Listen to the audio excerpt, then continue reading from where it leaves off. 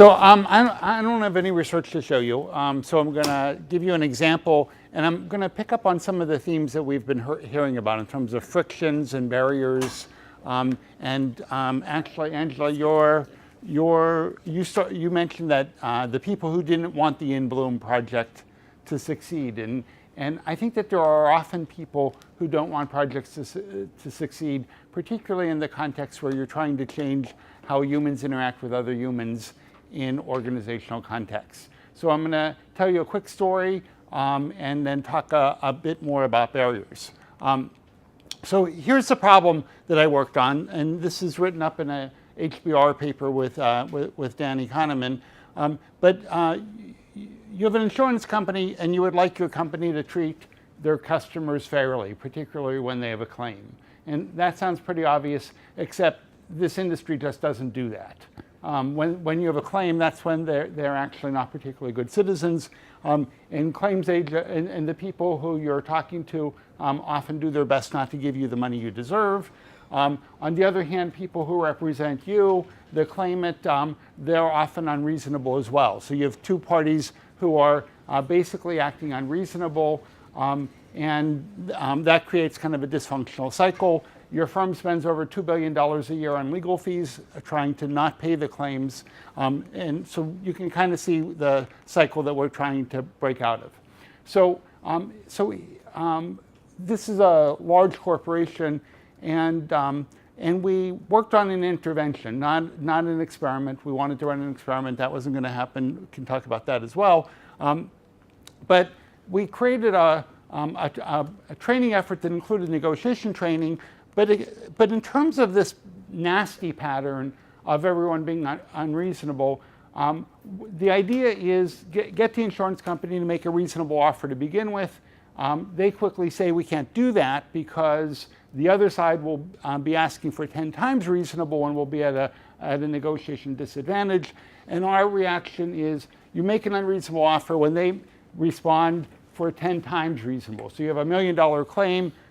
You offer them $900,000 to start to give you a little bit of room to negotiate up because they're expecting that, but they ask for $10 million. You then propose to next month go to final offer arbitration. For you sports fans, this is baseball arbitration, where both sides submit an offer and the arbitrator has to take one side or the other.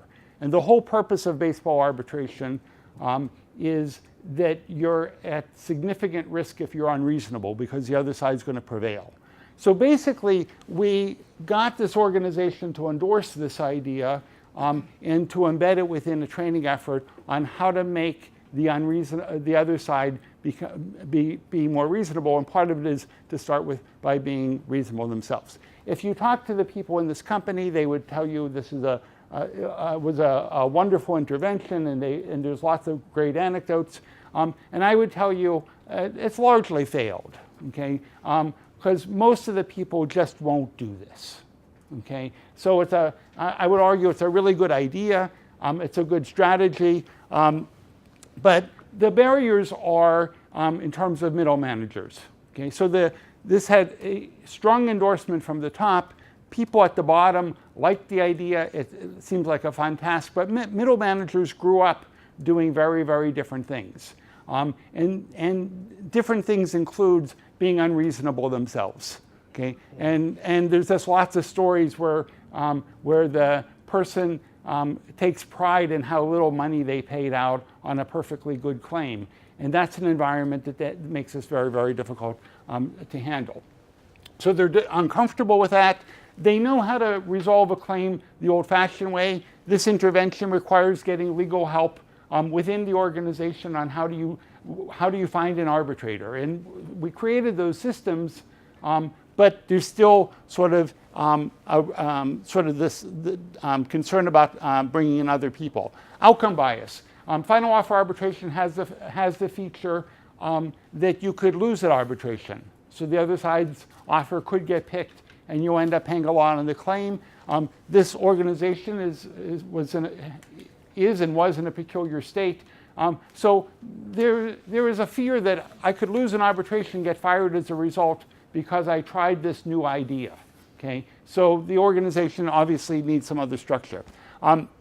Okay, I'm going to skip that. And I just want to sort of highlight that there's in a variety of other contexts that I could think about where we want to intervene on how people could interact in a socially more productive way. There's often people who have incentives to keep that from occurring. And sort of Angela talked about a political environment, but I think we can think about political environments within organizations as well. And I think that at some level, this group, what the people in this room are doing is amazing. But to some extent, I think that we're also picking environments where we know how to intervene. And there's a variety of other social contexts in which we don't know the mechanisms of how to intervene. And I don't have any magical answers, but I think part of the barriers have to do with the resistance that comes from other people who may not be on board. Bye-bye.